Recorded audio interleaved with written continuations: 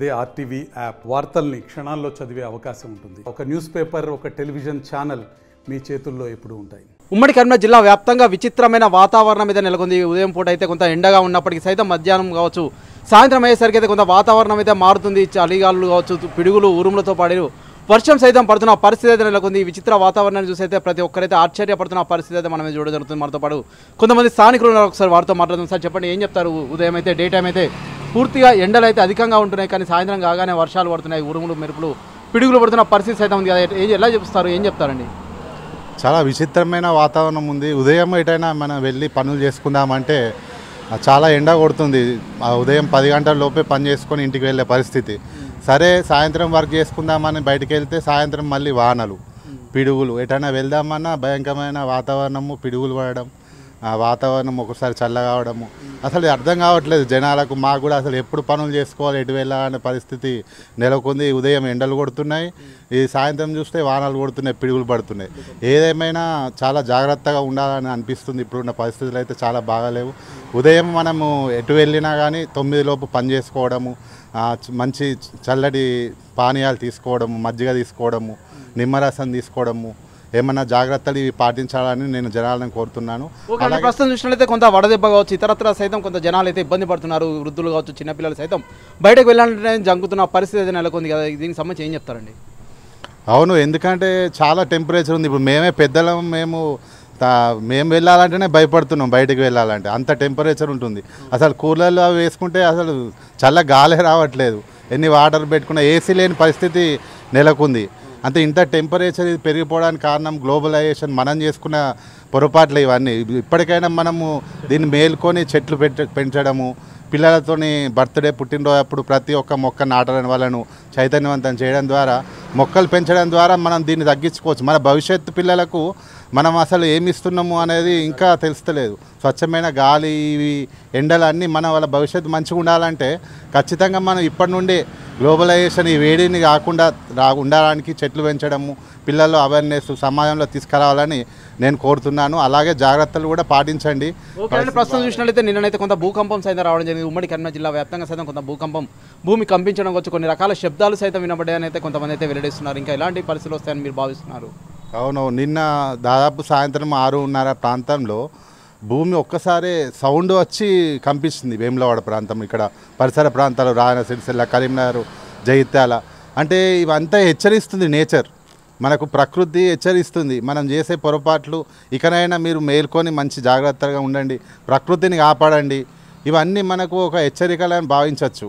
ఈ భూకంపాలు కావచ్చు, ఈ వానలు కావచ్చు, ఈ ఎండలు కావచ్చు. అంటే ఏదేమైనప్పటికీ మనం జాగ్రత్తగా ఉండాలి, ప్రకృతిని కాపాడాలి, జాగ్రత్తలు పాటిస్తూ, డాక్టర్లు చెప్పిన సూచనలు పాటిస్తూ ఈ ఎండాకాలాన్ని మనము జాగ్రత్తగా ఉండాలని నేను అభిప్రాయపడుతున్నాను. ఓకే, అంటే ప్రస్తుతం అయితే కొంతమంది వైద్యులు సైతం సూచిస్తున్నారు బయటకు వెళ్ళేటప్పుడు ఖచ్చితంగా చేతి రుమాలు కావచ్చు, అంతేకాకుండా కర్చీప్లు కావచ్చు, క్యాప్లు అయితే ఖచ్చితంగా ధరించాలి, ఎండ ఉన్న సమయంలో బయటకైతే వెళ్ళొద్దని అయితే సూచిస్తున్నారు. ఇంకా ఎలాంటి జాగ్రత్తలు పాటిస్తున్నారు మీరైతే? ఇంకా ఎలా ఉంటే బాగుంటుందని భావిస్తున్నారు? అవును, చాలా జాగ్రత్తలు చెప్తున్నారు. మేము కూడా ఇప్పుడు క్యాప్ ధరించడం కానీ, ఏమన్నా పనులున్నా ఒక 10 గంటల లోపు పూర్తి చేసుకొని వెళ్తున్నాము. ఇంటికి వెళ్ళగానే చల్లని ఓఆర్ఎస్ కానీ, మజ్జిగ ప్యాకెట్లు, నిమ్మరసము, ఇలాంటి జాగ్రత్తలు మా వాళ్ళకు, పిల్లలకు, మా కుటుంబ సభ్యులకు కూడా చెప్తున్నాము. నాకు తెలిసిన మిత్రులకు కూడా చెప్తున్నాను. ఎందుకంటే మనము prevention is better than cure. ముందు మనం జాగ్రత్త పడిన తర్వాతనే ఏదైనా చేయాలి. వడదెబ్బ తాకిందంటే చాలా హాస్పిటల్పై ప్రాణాపాయ పోయే పరిస్థితులు కూడా ఉంటాయి. ఎందుకంటే టెంపరేచర్ 45 ఎబవ్ దాటుతుంది అంటున్నారు. కాబట్టి ఖచ్చితంగా జాగ్రత్తలు పాటించండి. మీ పిల్లల్ని కాపాడుకోండి. ఇప్పుడు సమ్మర్ హాలిడేస్ వచ్చినాయి, పిల్లలు కూడా బయట ఆడకుండా ఇండోర్ గేమ్స్, వాళ్ళకి ఇంట్లో ఉన్న గేమ్స్ ఆడిపించుకుంటూ, వాళ్ళకు మంచి మంచి కథలు చెప్తూ, వాళ్ళని కూడా బయట వాతావరణం లేకుండా ఇంట్లో వాళ్ళకు ఉండేటట్టు, నీడపట్టు ఉండేటట్టు జాగ్రత్తలు ఇస్తే బెటర్ అని నేను భావిస్తున్నాను. ఓకే సార్, చెప్పండి, మీరు ఎటువంటి జాగ్రత్తలు అయితే పాటిస్తున్నారు బయటకు వెళ్ళేటప్పుడు కావచ్చు, ఇతరత్ర అయితే ఇంకా ఏం చెప్తారు ఎండల గురించి? అయితే బయటకు మనం 9 లోపల ఏ వర్క్ ఉన్నా 9 లోపలనే వేసుకోవాలి. తప్పితే సాయంత్రం 6 నుండి స్టార్ట్ చేసుకోవాలి. బయటకు వెళ్ళాలనుకుంటే టోపీ కానీ, రుమాలు కానీ మనకు అవి ధరించి బయటకు పోతే బాగుంటుంది. ఎండ కాకముందుకే ఇంటికి ఏరుకుంటే ఇంకా బాగుంటుంది.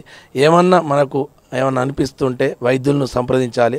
మనకు తగిన సూచికలు వాళ్ళు చెప్తారు, దాన్ని పాటిస్తే బాగుంటుంది. ఓకే, అంటే డే టైం అయితే పూర్తిగా ఎండ కొడుతుంది, కానీ సాయంత్రం బయటకు వెళ్దాం అనుకుంటే కొంత వర్షాలు కావచ్చు, ఉరుములు మెరుపులు పిడుగులు పడుతున్న పరిస్థితి సైతం చూస్తున్నాం కదా, దీనికి సంబంధించి ఇంకా ఏం చెప్తారండి? అలా ఇప్పుడు ఈ పరిస్థితి ఇది వానకాలమా ఎండాకాలం అన్నట్టు ఉంది, ఎటు కాకుండా తెలుస్తలేదు. ఈ భూకంపం అనేది మనకేమన్నా అనిపించినట్టయితే అదిలినట్టయితే ఇంట్లోకి వెళ్ళి ప్రజలు బయటకు రావాలని నా విజ్ఞప్తి. దీన్ని బట్టి మనం బయటకు వస్తే ఎంతో కొంత మనకు భయం అనేది ఉండదు. అది నా ఆలోచన.